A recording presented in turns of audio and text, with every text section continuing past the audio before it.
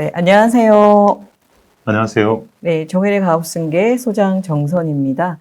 작년 연말에 대법원 전원 합의체에서 결정한 통상임금 관련 내용 때문에 대표님들 문의가 좀 많아지고 있습니다. 아마 요것 때문에 부담해야 될 그 임금이 많이 늘어날 것 같은데, 네네. 특히 이제 중소기업 직원이 한 뭐 20명, 50명 요런 회사들이 좀 인상폭이 좀 많아질 것 같아요. 그래서 오늘 영상에서는 대표님들이 이거 어떻게 대비하고 좀 인상분을 최소화할 수 있는지 함께 공부하도록 하겠습니다.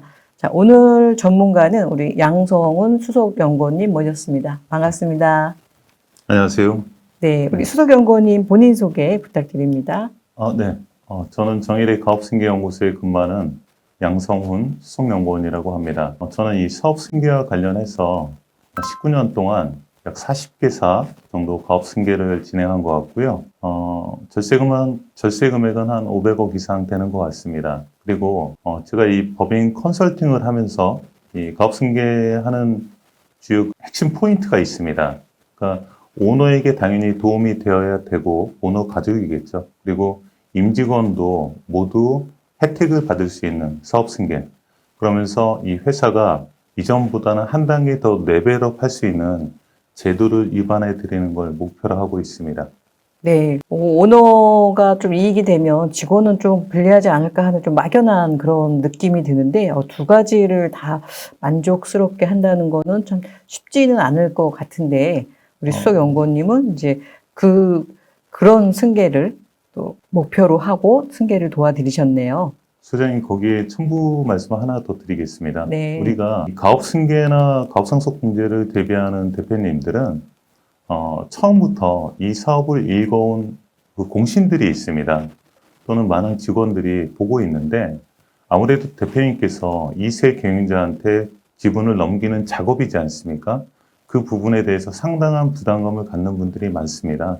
그러다 보니까 임직원한테도 혜택이 될 수 있는 것들이 없느냐라고 물어보시면 직원에게는 임금이나 복지가 가장 중요한 포인트니까 복지도 더 나은 복지를 제공할 수 있는 제도들을 입안을 해드리고 말씀드린 더 나은 제도라는 게 사내근로복지금을 통하면 복지가 더 좋아지지 않습니까? 또 하나는 임금 제도도 성과연동형 연봉제 같은 걸 하게 되면 좀 더 경쟁 구도를 갖추게 되니까 회사가 좀 더 빨리 성장할 수 있는 발판이 될 수 있습니다. 네, 그런 부분들을 함께 고민해 드린다고 말씀드릴 수 있습니다. 네, 성과 연동으로 하면 성과가 더 올라는 가겠지만 중소기업에서 적용하기는 어렵다고들 많이 이야기들 하시더라고요. 네, 그런 부분도 우리 수석연구원님이 많이 도움을 드리고 있다고 합니다.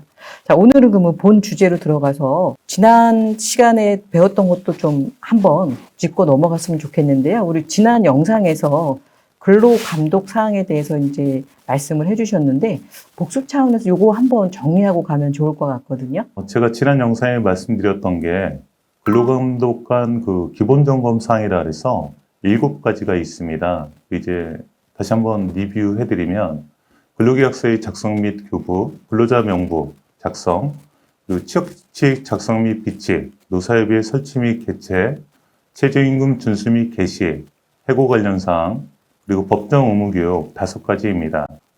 위에 말씀드린 내용 중에 미준수하시게 되면 벌금이나 과태료가 나오게 되는데 벌금이 나오는 항목은 근로계약서 관련 부분, 근로자 명부, 노사협의회, 최저임금, 해고 관련 사항으로 대표님들께서 각별히 유의하셔서 노무 관리를 해야 되는 부분입니다. 근로감독관이 나오면 요 서류를 다 본다는 거네요. 네, 맞습니다. 이게 이제 미비됐을 때는 아까 이제 벌금이나 과태료. 네. 이게 서류가 만들어 놓는 게 그렇게 이제 어려운 일은 아닌데 이 서류 하나가 없어서 벌금이나 과태료를 낼 수도 있겠네요. 네, 맞습니다. 네. 다시 한번 복귀해드리면 지난번에 말씀드릴 때 과태료는 그냥 이 금전적인 손실이 나는 거지만 벌금은 형사상 가장 낮은 처벌이라 전과 기록이 남게 됩니다. 생각보다 좀 벌이 중하네요. 그래서 지난 시간에 배운 것도 중요하니까 영상 하단에 지난 영상 링크를 같이 달아드릴 테니까요. 대표님들 꼭 참고하시고 크게 어려운 일이 아님에도 불구하고 이런 거를 구비 못해서 괜히 아까 벌금은 정가까지 생긴다고 하니까 주의해야겠네요. 자, 그럼 오늘 주제로 들어가서 지난 연말이죠. 대법원에서 전원 합의체로 이제 판결이 나온 게 지금 통상임금 네. 요거 이제 관련된 게 전원 합의체로 내용이 나왔다고 하는데 어떤 내용이길래 우리 대표님이 이 부분에 대해서 이렇게 부담을 가지시는 걸까요? 우리가 임금을 두 가지로 보통 구분하는데요. 이 평균 임금은 근로자를 위한 임금이고 통상임금은 사업주를 위한 임금입니다. 근데 아무래도 평균 임금 같은 경우가 통상임금보다는 거의 대부분이 크거나 최소 같습니다. 그래서 통상임금의 범위가 예전에는 뭐 정기성, 일률성, 고정성이라는 개념 세 가지를 적용하다 보니까 좀 큰 폭이었다면 작년 연말에 전원합의체 판결을 통해서 이제 결정적인 게 뭐냐면 고정성이라는 요소를 배제시켰습니다. 그러면서 통상임금이 확대 해석되게 된 겁니다. 그러니까 통상임금 범위가 더 커진 거네요. 네, 그렇죠. 네. 이게 참 노무 용어들이 상당히 어려운데 또 제가 듣기로는 뭐 법정 근로시간 또 뭐 소정 근로시간 근로시간은 다 같은 것 같은데 이런 거는 또 어떤 차이가 있는 건가요? 네, 근로기준법 50조에서 한 주간의 근로시간을 휴게시간을 빼고 40시간을 초과할 수 없다라고 규정하고 있고요. 일일의 근로시간은 휴게시간을 빼고 8시간을 초과할 수 없다고 규정하고 있습니다. 특히 당사자 간에 협의하면 한 주간 12시간을 한도로 근로시간을 연장할 수 있습니다. 이처럼 법정 근로시간이라는 건 근로시간을 명문화한 겁니다. 소정 근로시간은 원칙적으로 임금의 지급 대상이 되는 시간을 의미합니다. 회사별로 또는 그 영업적 특성상 시업과 종업시간을 어떤 회사는 9시 시업, 18시 종업, 어떤 회사는 8시 시업, 17시 종업, 또는 7시 시업, 16시 종업하는 식으로 이런 식으로 운영이 가능합니다. 특히나 하나 더 첨부해 드리면 근로기준법에서는 4시간 근로시간에 30분의 휴게시간을 강제 부여합니다. 기업에서는 하루 8시간 근무시간이지 않습니까? 네, 그러면 1시간의 휴게시간이 발생하니까 그거를 점심시간으로 활용하는 겁니다. 네. 그럼 보통 이제 점심시간은 다 주시니까 요거는 크게 그렇게 뭐 지키기 어려운 상황은 아닐 것 같네요. 네네. 근데 아까 일주일에 40시간을 초과할 수 없지만 당사자 간에 합의가 있으면 일주일 12시간 한도로 연장은 할 수 있네요. 네, 맞습니다. 네. 그러면 이 12시간을 뭐 하루에 다 뭐 일정 시간에 또 너무 많이 하거나 뭐 이런 것도 문제가 되거나 할 수 있나요? 그렇지는 않습니다. 아, 네, 일주일의 기준으로 네. 12시간 안에 근무하면 됩니다. 회사 형편에 맞게 네네. 회사 상황에 따라서 좀 유연하게 하시면 될 것 같은데 그런데 지킬 거는 아까 이제 일주일에 40시간, 하루 8시간, 네네. 아까 휴게 시간 요거는 꼭 지켜야겠네요. 혹시 대표님이 깜빡하고 이걸 안 지켰다 이럴 경우에는 뭐 근로자들이 이걸로 문제를 삼아서 대표님이 피해를 볼 수도 있나요? 지금 말씀드린 부분은 근로기준법 강행 규정이고요. 강행 규정이요. 네네. 4시간 근무하면 30분의 휴게 시간은 무조건 부여해야 됩니다. 그게 뭐 미준수 되게 되면 아마 소송으로 가지 않을까 싶습니다. 상당히 이거 엄하네요. 네. 네. 자, 그리고 대표님들이 지금 많이 궁금해 하시는 평균 임금과 통상 임금. 이게 저도 설명을 들을 때는 또 알 것 같은데 늘 헷갈리거든요. 요것 네. 좀 한번 명확하게 좀 구분이 가능할까요? 이 평균 임금은 근로자가 퇴직을 할 때 이 3개월을 역산하는 것처럼 사후적으로 산정되는 것이라면 통상 임금은 소정근로에 대한 가치를 부여한 개념으로 사전에 산정이 가능해야 하고 이를 통해서 법정수당의 그런 법정수당 산정을 위한 도구로 활용이 가능합니다. 법정수당 산정을 위한 도구라고 하면 이 통상임금으로 이 수당이 다 산정이 되니까 되게 중요한 거네요. 네, 그렇죠. 그러니까 앞서 그 2013년 12월 18일 대법원 전원합의체 판결에서는 이 통상임금이라는 게 사전적인 의미가 그렇게 많지 않았습니다. 작년 12월 19일 날 이 판결에서 통상임금은 사전적으로 산정이 되어야 한다라는 게 판시되었습니다. 그렇다 그러면은 그 전하고 큰 차이, 작년 말에 전원합의체에서 판결됨으로써 우리 대표님들이 꼭 알고 계셔야 되는 거 어떤 부분이 가장 크게 바뀌었는지 좀 설명을 부탁드리겠습니다. 우리가 이 통상임금 관련해서는 두 번의 대법원 전원합의체 판결이 있는데요. 2013년 12월 18일일 겁니다. 그때 전원합의체 판결을 통해서 통상임금에 관해서 법원의 해석을 종합적으로 정리한 바가 있습니다. 이때 어떠한 임금이 통상임금에 해당하는지의 여부는 그 임금이 소정근로시간의 대가로서 근로자에게 지급되는 금품이고 정기적, 일률적, 고정적으로 지급이 이루어지는가에 대해서 평가하는 거고요. 특정 시점에 지급되도록 정해져 있는 임금은 그 특정 시점에 그 임금을 받을 수 있는지 없는지가 불확실하니까 고정성이 결여되어 있다 그래서 통상임금에서 배제했습니다. 이게 작년 12월 19일 전원합의체 판결에서는 통상임금에 포함되도록 된 거고요. 그때 기준으로는 근로자가 소정근로를 온전하게 제공하면 그 대가로서 정기적, 일률적으로 지급되는 임금은 통상임금이라고 판별하는 겁니다. 네, 분류가 이제 그렇게 변경이 되었고요. 그렇게 하면서 이 새로운 개념이 도입이 된 거고, 고정성이 배제되면서 앞서 말씀드린 통상임금이 확대 해석이 됐다라고 말씀드린 겁니다. 이러한 이 판례는 통상임금을 산정할 때 작년 2024년 12월 19일 날 판시했지 않습니까? 그러다 보니까 그 이후에 통상임금을 산정할 때 해당 기준을 적용하는 것으로 변경되었습니다. 그러면은 지금 이걸 통해서 가장 크게 변경되는 항목이 정기상여금 같은데 기존의 정기상여금을 이제 지급하기 전에 상여금 지급일에 재직하는 근로자에 한한다는 내용이 이제 있었잖아요. 그런데 그랬기 때문에 통상임금에서 빠졌는데 그때는 과거에는 요거를 지급을 안 해도 됐었는데 그럼 이제부터는 그 전에 퇴사하는 직원에게도 뭐 상여금의 일부라도 줘야 된다는 그런 해석인 건가요?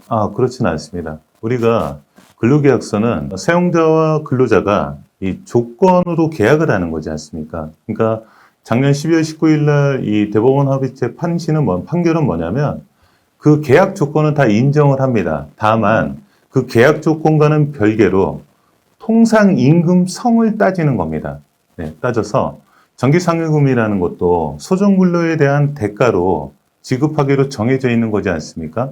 그러다 보니까 그 부분을 예전에는 고정성이라는 지표가 있어서 말씀하신 것처럼 해당 시점에 재직하는 자라는 게 있으면 그때까지 재직하지 않는 사람은 못 받는 거지 않습니까? 그래서 고정성 위반이 돼서 통상임금에서 배제됐었는데 지금 이 소장님 말씀하신 것처럼 정기상여금 전에 퇴사하는 분한테는 이전처럼 퇴직금을 지급하지 않습니다.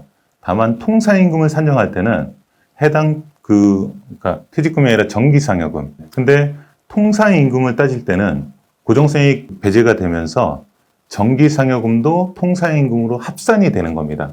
그럼 통상 1급, 통상 시급을 따지겠죠. 네, 그렇게 해서 각종 수당 같은 거에 적용해서 지급해야 되는 겁니다. 그렇군요. 그럼 이제 통상임금이 변경이 될 텐데 그러면 가장 크게 영향을 미치는 부분은 어떤 부분일까요? 통상임금에 따라서 우리가 지급받는 부분이 법정수당입니다. 이 법정수당이라고 하면 연장, 야간, 휴일근로에 대한 가산수당과 연차유급 휴가에 대한 보상비 등등 여러 종류가 있고요. 통상시급, 통상임금이 인상됨으로써 대표님들께는 앞으로 많은 부담이 가중될 것으로 판단됩니다. 네. 지금 들어보니까 이 대표님들 부담이 가중이 좀 커질 것 같은데 오늘 영상이 좀 어렵긴 했지만 좀 집중해서 들으셔야 될 것 같고요. 통상임금 요건 중에 이제 정기성은 이해가 되는데 아까 이제 일률성 네. 요거에 대해서도 한번 좀 설명을 부탁드리겠습니다. 일반적으로 우리가 일률성이라고 하면 재직하고 있는 근로자 모두에게 적용되는 것으로 그냥 이해하시지 않습니까? 근데 그거 외에도 일정한 자격이나 수준에 도달하는 그러한 모든 근로자들에 대해서 그냥 일괄 적용되는 임금을 모두 포함한다라고 보시면 됩니다. 그때는 이 전문 자격이나 면허 외에도 근속 연수도 포함된다라고 이해하시면 되고요. 예를 들어드리면 우리가 근속 연수가 쌓이면 아무래도 업무 노하우도 늘어나게 되고 숙달 정도도 많이 상향되지 않습니까? 그러면 소정근로에 대한 가치도 그만큼 높아지게 됩니다.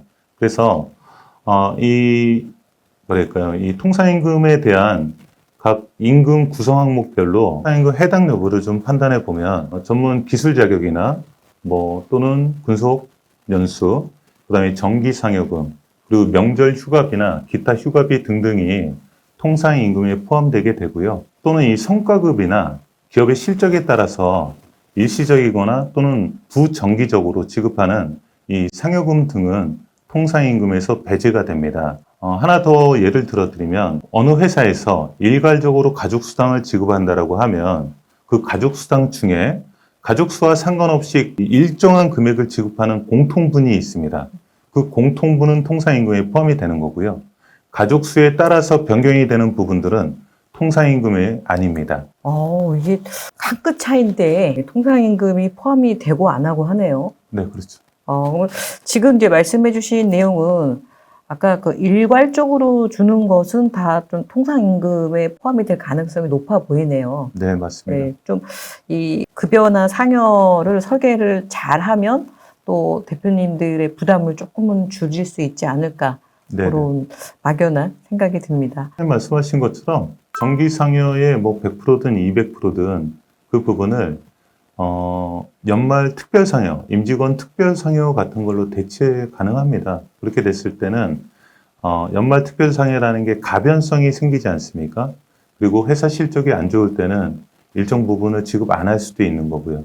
그럼 통상임금에서 배제되게 됩니다. 그런 방법이 있군요. 그러면 이제 대표님들이 좀 구체적으로 좀 전에도 이제 그런 방법 말씀해 주셨지만 이 어려운 상황을 어떻게 좀 대비를 하면 될까요? 좀 너무 어려운 질문이고요, 네. 소장님. 네. 우리가 작년 연말 전환합의체 판결에 대한 대응 방법은 우선은 각 회사가 갖고 있는 임금 구성 항목이 있습니다. 네. 그 임금 구성 항목을 간소화하는 작업이 1차적으로 필요하고요. 이게 간소화, 복잡하면 오히려 체크가 더 어려우니까. 네, 맞습니다. 그리고 두 번째는 직무와 성과에 기반해서 임금 체계를 재설계할 필요가 있습니다.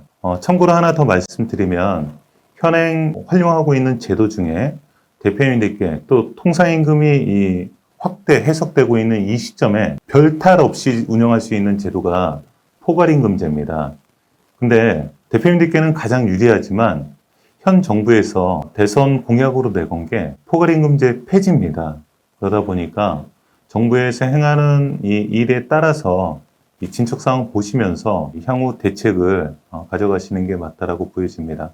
네, 대표님들이 아마 앞부분 설명 들으실 때 우리 회사는 포괄임금제니까 괜찮을 거야 이렇게 또 생각하실 수도 있는데 이게 언제 폐지될지 사실 모르겠네요.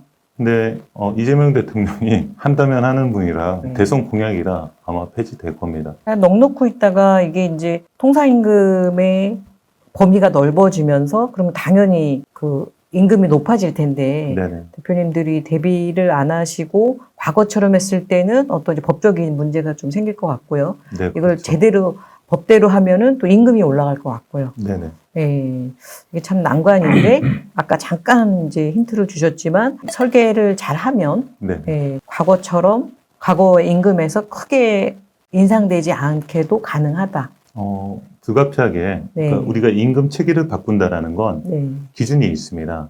그러니까 앞전의 임금 체계보다 임금이 떨어지면 안 됩니다. 네. 최소한 같거나 높아야 되기 때문에 부득불 오르는 부분은 감안하셔야 되지만 그냥 손 놓고 계시는 것보다는 좀 체계적으로 운영할 수 있을 겁니다. 우리 대표님들이 좀 감이 안 오실 수도 있는데 예를 들어서 이제 성과급이 한 400%? 네. 우리 회사는 그렇게 많이 안 준다. 그래서 정기상여가 400%다. 이런 회사 같은 경우 그대로 그냥 바뀐 제도대로 한다 그러면 어느 정도 인상폭이 있을지 그냥 대략. 그러면 400%니까요. 한 20% 이상 상승하지 않겠습니까? 전체 임금이. 네네. 이거 심각하네요.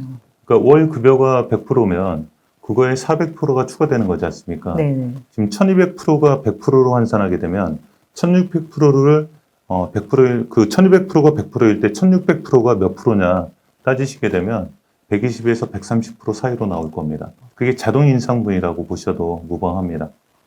그 대표님도 이렇게 기억을 하셔야겠네요. 우리 회사가 전기 이상료가 400%면 한 20% 정도는 자동 인상된다. 네네. 그냥 가만히 있으면. 네. 대표님들이 들으시면서도 좀 근심이 많이 되실 것 같은데요. 우리 중소기업은 대기업과 달리 이제 제한된 자원으로 이제 회사를 꾸려가다 보니까 이런 부분에 대해서 좀 많이 힘들어 하실 것 같아요. 또 요새는 또 뭐 ERP가 있어서 관리가 다소 좀 수월해지기는 했지만 또 사람들이 챙겨야 될 거는 여전히 많은데 이런 거 관련해서 대표님들께 마지막으로 좀 노무 관련해서 어떻게 대응해야 될지 좀 말씀을 정리해 주시면 대표님들에게 도움이 될 것 같습니다. 소장님, 제가 늘 말씀드리지만 노무는 사용자와 근로자를 모두 고려하는 이 노동법의 지배를 받습니다. 그래서 제가 쉽게 예를 들어드리면 우리가 연차 유급휴가 있지 않습니까?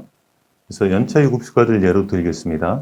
한 직원이 입사하고 한 달을 만근하면 그 다음 달에 한 개의 연차가 생깁니다. 그래서 만 1년을 재직하게 되면 15개의 연차가 생기게 되는데 우리 회사에 한 해에 입사하는 직원이 뭐 수명에서 수십 명이 될 수 있지 않습니까? 이러한 부분이 있고요. 그럼 사업주 입장에서는 이 연차휴가 보상비를 좀 축소하고자 하겠죠. 그래서 연차휴가 보상비를 줄이고자 하면 연차유급휴가 사용 촉진 제도를 쓸 수 있는데 그러려면 여직원 한 명이 더 필요하게 되는데 이때에도 대표님이 고민해 보시니까 일량을 좀 줄이고 싶은 거예요. 네, 그러면 연차휴가 부여 방식을 회계 기준으로 바꾸게 되면 일량이 확 줄어들게 됩니다. 그럼에도 불구하고 나중에 직원이 퇴사할 때는 근로기준법에서 제시하고 있는 계산식에 의해서 연차유급휴가 재계산해서 정산해 주셔야 됩니다.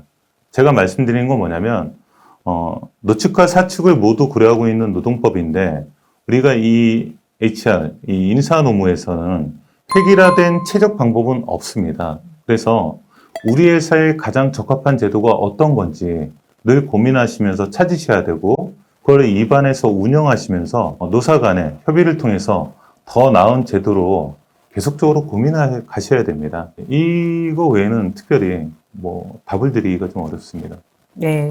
일률적으로 하기는 어렵다. 회사별로 이제 상황이 다르니까. 네.